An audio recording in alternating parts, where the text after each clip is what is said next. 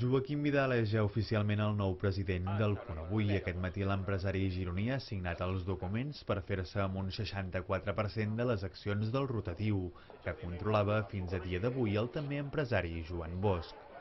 La resta de les accions segueixen en mans d'un gran grup d'accionistes minoritaris que seguiran apostant per la continuïtat i la projecció d'aquest mitjà de comunicació amb més de 3 dècades d'història. Aquest matí s'ha fet la Junta d'Accionistes on s'ha oficialitzat el canvi i la renovació del Consell d'Administració. Joaquim Vidal en serà el president, Lídia Vidal la vicepresidenta i Joan Vallclara el conseller delegat.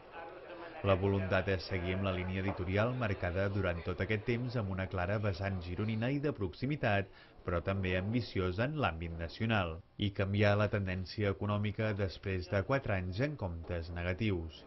El nou màxim accionista del Punt Avui també és el president de Televisió de Girona.